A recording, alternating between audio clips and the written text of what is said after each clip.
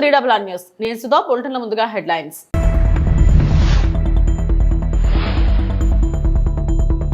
భాగస్వామ్యమే కాదు సహా ప్రయాణం, ఘనాలో ప్రధాని మోడీ.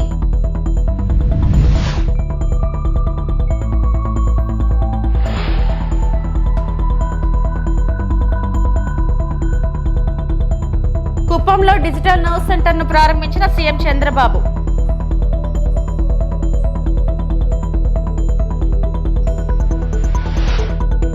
వైఎస్ జగన్ కు వల్లభనేని వంశీ కృతజ్ఞతలు.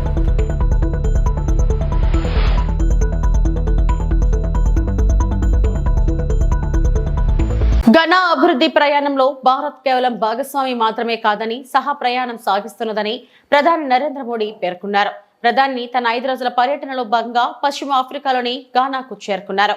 ఈ సందర్భంగా ఘానాలో ప్రధాని మోడీకి ఆ దేశ ప్రతినిధుల నుంచి ఘన స్వాగతం లభించింది. ఆ తర్వాత ఆయన ఘనా అధ్యక్షుడు జాన్ డ్రామాని మహామాతో పలు భాగస్వామ్య అంశాలపై చర్చించారు. అనంతరం ఆయన మీడియాను ఉద్దేశించి ప్రకటన చేశారు. प्रधानमंत्री मोदी ने कहा कि घाना का ये राष्ट्रीय पुरस्कार गर्व और सम्मान की बात है। उन्होंने पुरस्कार को भारतीय युवाओं की आकांक्षाओं और उनके उज्जवल भविष्य के साथ साथ दोनों देशों के ऐतिहासिक संबंधों को समर्पित किया। तो घाना के राष्ट्रपति ने प्रधानमंत्री नरेंद्र मोदी को अपने सर्वोच्च सम्मान से सम्मानित किया और ये वो तस्वीर प्रतिष्ठित राष्ट्रीय पुरस्कार से प्रधानमंत्री को नवाजा गया और इसका नाम है office of the star of the Ghana. इस प्रतिष्ठित पुरस्कार से सम्मानित किया गया।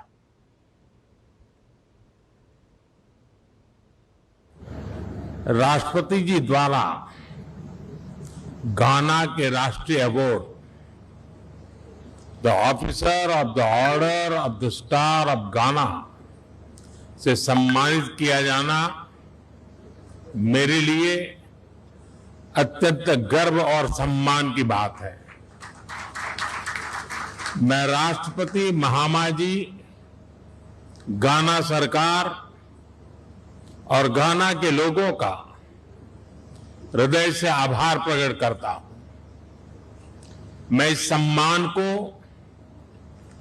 140 करोड़ भारतीयों की ओर से विनम्रता के साथ स्वीकार करता हूं। यह सम्मान ఆరోగ్యాంధ్రే లక్ష్యంగా రాష్ట్రంలోని తొలిసారిగా కుప్పంలో ఏర్పాటైన డిజిటల్ నర్వ్ సెంటర్ ను సీఎం చంద్రబాబు ప్రారంభించారు. కుప్పం నియోజకవర్గంలోని 13 ప్రాథమిక ఆరోగ్య కేంద్రాలు, 92 విలేజ్ హెల్త్ సెంటర్లను అనుసంధానిస్తూ Tata group, Bill Gates foundation సంయుక్తంగా డిజిటల్ నర్వ్ సెంటర్ ఏర్పాటు చేశాయి. వ్యక్తిగత వైద్య రికార్డులను డిజిటలైజ్ చేసి వర్చువల్ గా రోగికి వైద్య నిపుణుల్ని అందుబాటులోకి తీసుకొచ్చే వెసులుబాటు కల్పించారు. వాటి గురించి టాటా గ్రూప్ ప్రతినిధులు వైద్య ఆరోగ్య శాఖ కార్యదర్శి కృష్ణబాబు సీఎం కు వివరించారు. కుప్పంలో మొదలైన డిజిటల్ నర్వ్ సెంటర్ సేవలు 2వ దశలో చిత్తూరు జిల్లాకు, 3వ దశలో రాష్ట్ర వ్యాప్తంగా విస్తరించనున్నారు. ఈ అధునాతన సేవలు ప్రారంభోత్సవం సందర్భంగా కుప్పం నియోజకవర్గంలోని ప్రాథమిక ఆరోగ్య కేంద్రాల సిబ్బందితో వర్చువల్ గా మాట్లాడారు. ఈ సేవలను చిత్తశుద్ధితో అమలు చేసి దేశానికి ఆదర్శంగా నిలవాలని మార్గనిర్దేశం చేశారు. So we are going to special letter after the training and certificates. Everybody is trained fully for 3 months. Me designation ఏంటమ్మా? సార్ నా పేరు గంగామణి సార్. నేను ఇంతకుముందు పైపాలెం పిఎస్ లో సిహెచ్ఓగా వర్క్ చేస్తున్నాను సార్. మీద ఇక్కడ కోఆర్డినేటర్ గా వచ్చున్నాను సార్. ప్రతి విలేజ్ సెక్రటేరియట్ కి ఒక బిఎస్సి నర్సింగ్ గ్రాడ్యుయేట్ ని మనం తీసుకున్నాం సార్. సిహెచ్ఓ అని, కమ్యూనిటీ హెల్త్ ఆఫీసర్ అని. సో వాళ్ళల్లో కొంతమందిని, అంటే మనం 5000 అయితే కనుక మనం తక్కువ పాపులేషన్కి ఉన్నారు కాబట్టి కొంతమందిని రీఆర్గనైజ్ చేసి ఇక్కడ తీసుకొచ్చాము. వాళ్ళకి ట్రైనింగ్ సైడ్ నుంచి ఇప్పించి. ఇప్పుడు మ్యాన్ పవర్ ఎంతవరకు ఉంది మీకు? వీళ్ళందరినీ కానీ రీఆర్గనైజ్ చేస్తే ఎంతవరకు మ్యాన్ పవర్ ఉంది? సరిపోతుంది? టోటల్గా మనకి ఎంటైర్ స్టేట్ లో కనుక ఇది చేయాలంటే అప్రాక్సిమేట్ గా ఒక 2000 మెంబర్స్ కావాలి సార్. 1500 to 2000 అడిషనల్ ఈ స్టాండర్డ్స్ ప్రకారం. సో మనకి 10,032 మంది ఉన్నారు సార్ మన సిహెచ్ఓలు. వాళ్ళని ఇప్పుడు రీఆర్గనైజ్ చేస్తే 7,500 ఏదైతే మనం విలేజ్ సెక్రటేరియట్స్ లో రీఆర్గనైజ్ చేస్తున్నామో సేమ్ సిస్టమ్ లో 5,000 కి ఒక సబ్ సెంటర్ సార్. మనకు ఇప్పుడు 3,200 ఉన్నారు ఒక్కొక్క సబ్ సెంటర్ కి. అందుకని వాటిని ఆప్టిమం లెవెల్లో కనుక మనం రీఆర్గనైజ్ చేస్తే ఈ 2000 మెంబర్స్ ని మనం ఇలా ట్రైన్ చేసి ఉపయోగించుకుంటే వర్కౌట్ చేయాలి. 8 super specialist now Nori Dattatreya I appointed as advisor. Like that for cancer, we can make one doctor who is specialist. You can take higher level, national, international knowledge syncing with that. Then they will execute down below. We will have a target approach. Vijayawada camp కార్యాలయంలో Uttarandhra irrigation ప్రాజెక్టులపై మంత్రి doctor Nimmala Ramanaidu సమీక్ష నిర్వహించడం జరిగింది. ఈ సమీక్షలో irrigation adviser Venkateswara Rao, ENC Narasimha Murthy మరియు ఆయా ప్రాజెక్టుల సిఈలు, ఎస్ఈలు, ఇతర ఉన్నతాధికారులు పాల్గొన్నారు. అవి కూడా మేము పంపిస్తామని చెప్పారు. వెయిట్ చేసేసి ఇప్పుడు ఇదేంటి బీఆర్ఆర్ వంశధార ఇది ఫేజ్ 188 రిలీజ్ చేయాలండి. 170 వర్క్స్ ల్యాండ్ ఎక్విజిషన్. ఇప్పుడు ప్రజెంట్ 20,000 ఎకరాల ఆయకట్టుకు వస్తుంది. 1.5 lakh పాపులేషన్ ప్రజెంట్ బెనిఫిషియరీ. ఇప్పుడు ఏదైనా మనకి ఏంటి ఈ 170 కోట్లు 188 కోట్లు వచ్చి పెడితే ఇంకా 20,000 ఎకరాలకు వస్తుందా?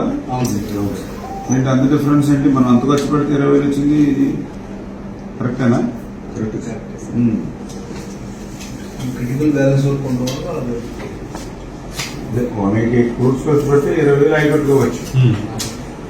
అది కూడా పాల్గొన్న కాన్స్టిట్యూన్సీ. తాడేపల్లిలో వైఎస్ఆర్సీపీ అధ్యక్షులు వైఎస్ఆర్ జగన్ ని కలిసిన గన్నవరం మాజీ ఎమ్మెల్యే వల్లభనేని వంశీ దంపతులు. కూటమి ప్రభుత్వం తప్పుడు కేసులతో 140 రోజులు అక్రమ నిర్బంధంలో ఉండి బెయిల్పై నిన్న విడుదలైన వంశీ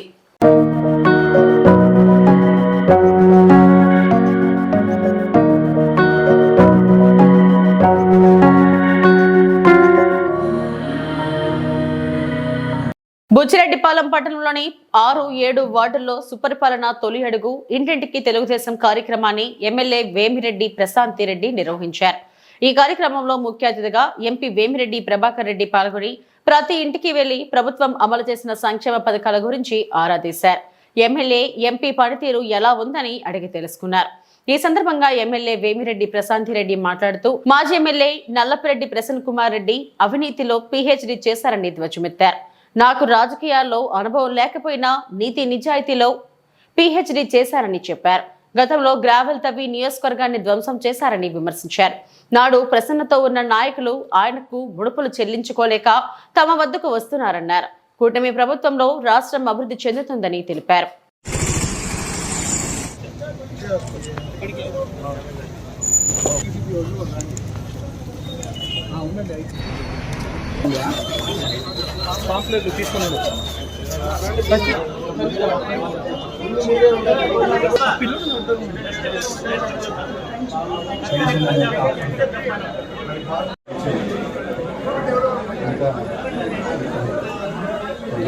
పిల్లలు ఉన్నారా? ఎంతమంది పిల్లలు?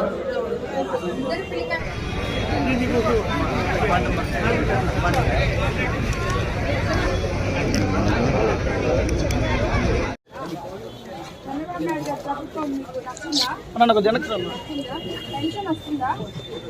ప్రతి ఒక్కటి ఎక్కడ అతను చేయబడితే, ఒక కాంట్రాక్ట్ లో చేయబడితే, ఒక రియల్ ఎస్టేట్ లో చేయబడితే, ఒక ఇళ్ల స్థలాల దగ్గర మట్టి చేయబడితే, నువ్వు ఎక్కడ చేయబడితే అక్కడ అవినీతి. అతను పీజీ చేసింది అవినీతిలో, నేను నీతి నిజాయితీలో పీజీ చేశాను. అవును, నేను రాజకీయ అజ్ఞాన్ని. ఎందుకంటే నాకు రాజకీయం తెలీదు. రాజకీయం అంటే 60 అడుగులు గుంతలు తవ్వి గ్రావెల్ ఎత్తేసి దాంట్లో 2 పిల్లలు పడి చనిపోయినా దానికి కారణమైన ఒక ఎమ్మెల్యే అంత జ్ఞానం నాకు లేదు. కాబట్టి నేను రాజకీయ అజ్ఞాన్ని. ఇసుక విపరీతంగా తవ్వి ఒక 4-5 నాయకుల్ని పెట్టుకొని మొత్తం కోవూరు కాన్స్టిట్యున్సీని అంతా ధ్వంసం చేసి ఈరోజు ఆ నాయకులందరూ నా దగ్గర ఉన్నారంటే మేము కార్యకర్తల్ని, నాయకుల్ని అత్యంత గౌరవించి నెత్తి మీద పెట్టుకొని చూసుకుంటాం. అదే కార్యకర్తలు నిన్ను సాకలేక నా దగ్గరకు వస్తున్నారు, నీకు అప్పులు ఇవ్వలేక నా దగ్గరకు వస్తున్నారు.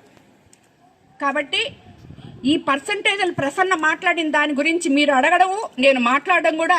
గ్రామాల అభివృద్ధికి కూటమి ప్రభుత్వం పెద్దపీట వేస్తున్నట్లు ప్రభుత్వ విప్ బొమ్మిడి నాయకర్ చెప్పారు. పశ్చిమ గోదావరి జిల్లా నరసాపురం మండలం రుస్తుంబాద పంచాయతీలో 30 లక్షలతో చేపట్టే పలు అభివృద్ధి పనులకు ఆయన శంకుస్థాపన చేశారు. అనంతరం నాయకర్ మాట్లాడుతూ గత ప్రభుత్వ హయాంలో గ్రామాలలో అభివృద్ధి కుంటుపడిందన్నారు. కనీసం త్రాగునీరు కూడా సక్రమంగా అందించలేకపోయారన్నారు. కూటమి అధికారంలోకి రాగానే గ్రామాల్లో ఎన్ఆర్జీఎస్, మండల పరిషత్, ఆర్థిక సంఘం నిధులతో మౌలిక వసతుల కల్పనకు అధిక ప్రాధాన్యత కల్పిస్తున్నామన్నారు.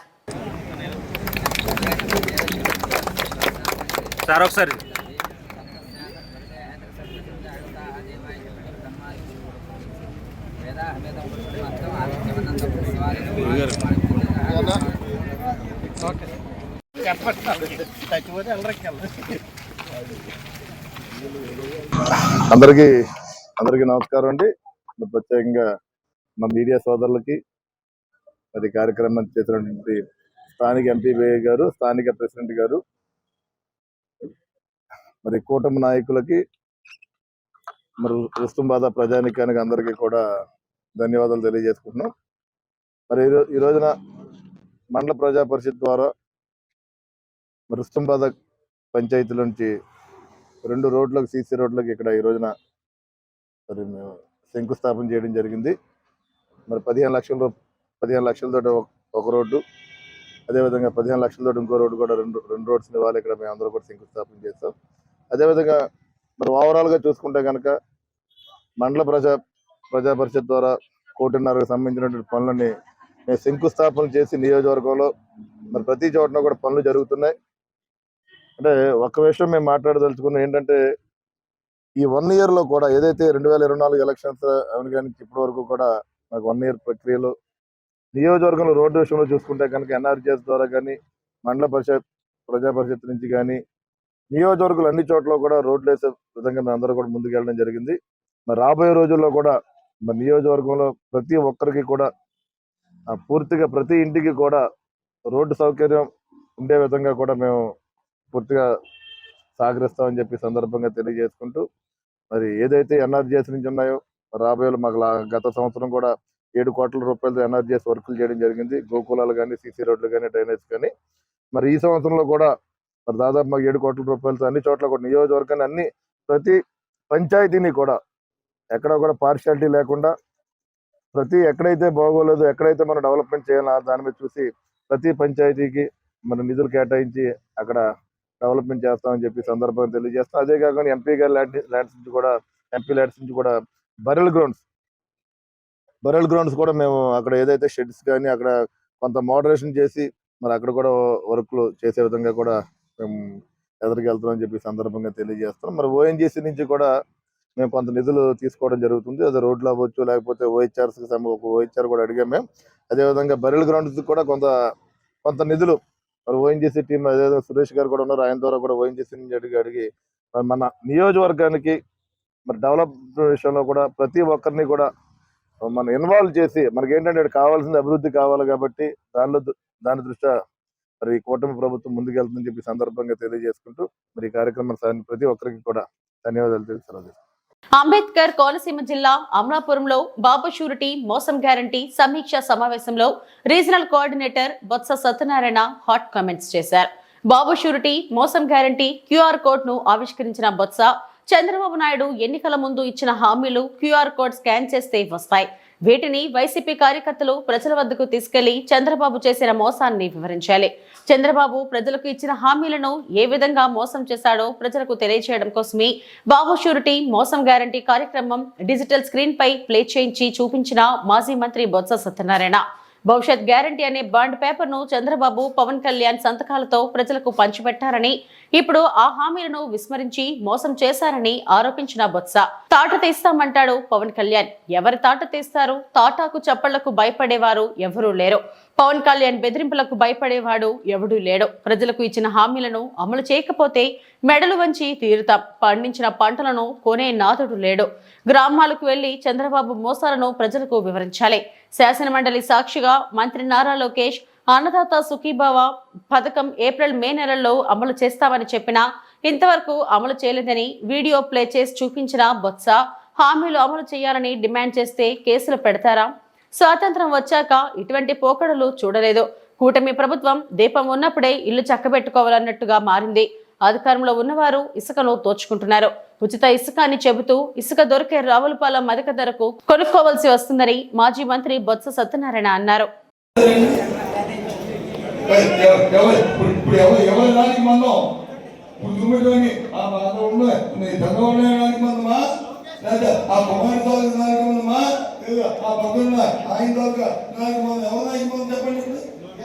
అడగండి, రేపు గ్రామాలలో చెప్తాం ఈ విషయాన్ని. అంతేగాని ఎవరిలో కొడతానికి ఈ కార్యక్రమం కాదు.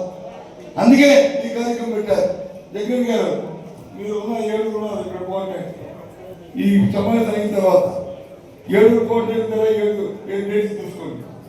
7 డేట్స్ తీసుకోండి. 7 రోజుల్లో సమావేశం జరగాలి. సమావేశం జరగాలి. సర్పంచ్ దగ్గర నుంచి ఎంపీ దగ్గర నుంచి అందులో సమావేశం రావాలి. వాళ్ళందరికీ ఈ కార్యక్రమం చూడండి, ఈ కార్యక్రమం చెప్పండి, వాళ్ళు చెప్పినే చెప్పండి, ఇంకే ప్రజలు తీసుకొని చెప్పండి. అయిన తర్వాత అమ్మ నువ్వు విలేజ్ వరకు 7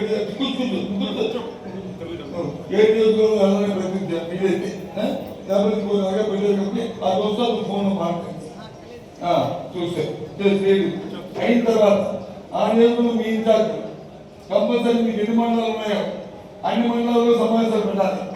మీ ఇన్ఛార్జ్ అందరూ కూడా సమావేశం ఈ కార్యక్రమాన్ని మళ్ళీ రెండోసారి చెప్పాలి.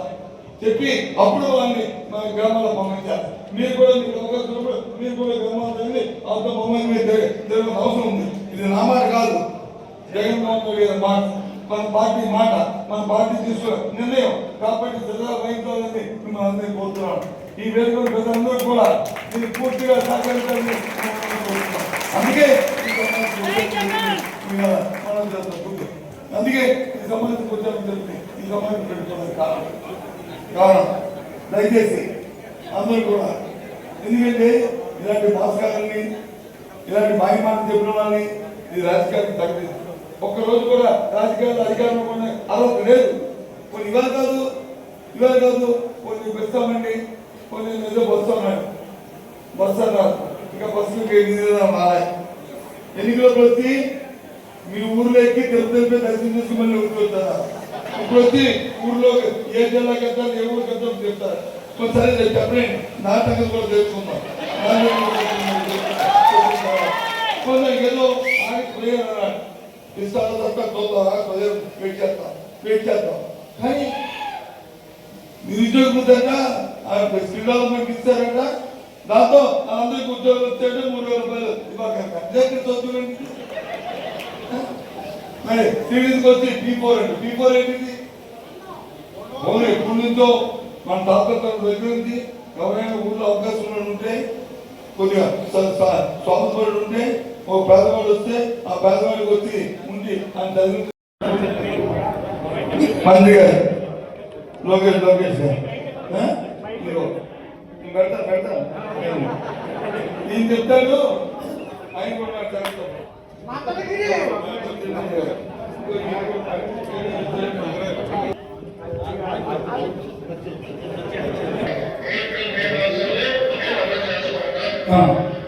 ఏప్రిల్ మే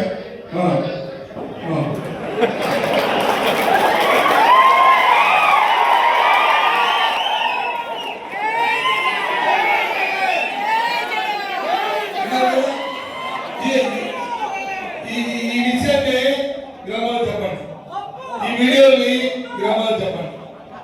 ఏప్రిల్ మే మాసంలో శాసనమండలి సాక్షిగా మా అందరి రోజులు మా తలలో వచ్చేసి జగన్ రెంటిపల్ల పర్యటనలో మృతి చెందిన సింగయ్య భార్య సంచలన వ్యాఖ్యలు. నా భర్తను అంబులెన్స్ లో ఎవరో ఏమో చేశారు, అందుకే చనిపోయి ఉంటాడని మాకు అనుమానంగా ఉంది. చిన్న గాయాలకి మా ఆయన ఎలా చనిపోతాడు? సింగయ్య చనిపోయాక మంత్రి లోకేష్ మనుషులు 50 మంది మా ఇంటికి వచ్చి మమ్మల్ని ఇబ్బంది పెట్టారు.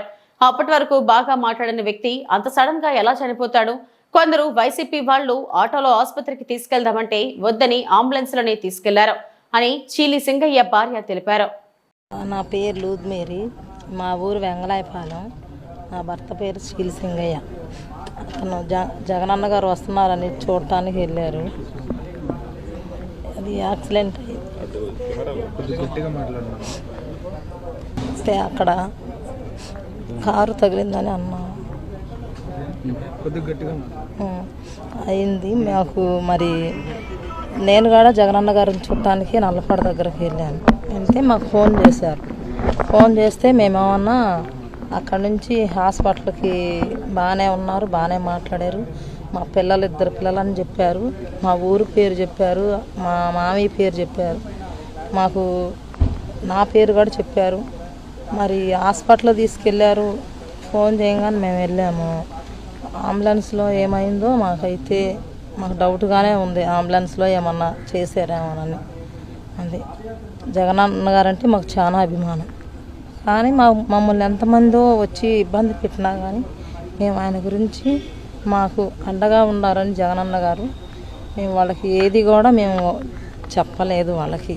ఎందుకంటే మాకు సాయం చేసే నాయకుడు, మా అభిమానం ఉన్న నాయకుడు ఆయన. ఏమని చెప్పారమ్మా మీ దగ్గరికి వచ్చి? ఏమని చెప్పారు?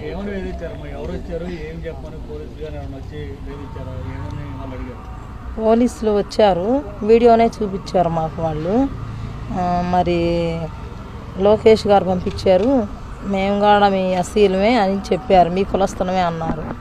వాళ్ళు వచ్చేలేకే నాకు అసలు భయం వేసింది. భయం వేసి మేమైతే ఏం చెప్పలేదు. తర్వాత లోకేష్ గారు పంపించారు అని చెప్పారు మాకు.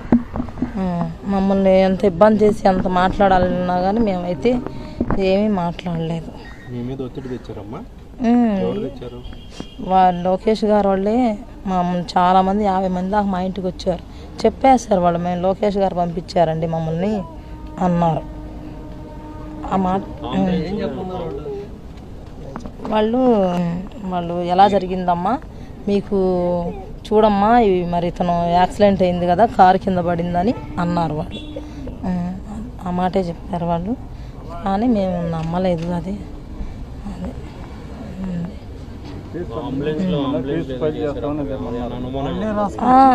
అంబులెన్స్లో మరి బాగానే మాట్లాడాడండి. ఇన్ని మాట్లాడిన ఆయన మరి చిన్న దెబ్బలే తగిలినాయి చేతికి. ఇక్కడ తప్పనిచ్చి ఎక్కడా దెబ్బ తగలలేదు. మరి ఎక్కడా దెబ్బ తగలినప్పుడు అతను ఎందుకు చనిపోతాడు? చనిపోయే అవకాశం కూడా లేదు ఉంది. మరి ఒక్కరావు దెబ్బకే చనిపోడు, ఏదో అంబులెన్స్లో జరిగిందనే మాకు అనుమానం. మరి జగనన్న గారు మా పార్టీ వాళ్ళు వచ్చి మేము తీసుకెళ్తాం, మా అతన్ని మా పార్టీ నాయకుడిని మేము తీసుకెళ్తాం మా ఆటోలో అన్నా కానీ వాళ్ళు అసలు ఒప్పుకోలేదంట. అంబులెన్స్ రావాలి, దానిలోనే ఎక్కించుకుంటాము అని చెప్పారు. మరి ఈలోపు ఆలస్యం అయ్యేలేకి ఇదయిందో మరి ఎట్లన్నా కానీ అంబులెన్స్లోనే ఇదయిందండి.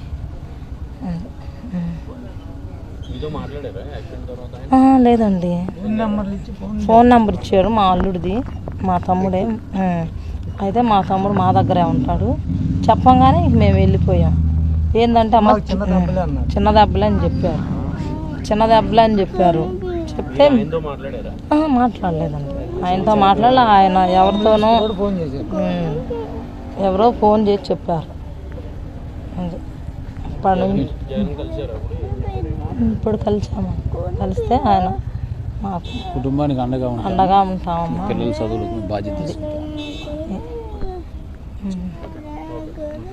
తిరుమల శ్రీవారి ఆలయంపై మరోసారి విమానం చక్కర్లు. ఆలయం పైనుంచి విమానాల రాకపోకలు తరచూ. శ్రీవారి ఆలయం పైనుంచి వెళ్తున్న విమానాలు తిరుమలను నో ప్లేయింగ్ జోన్ గా ప్రకటించాలని కోరుతున్నా పట్టించుకొని ప్రభుత్వ పెద్దలు.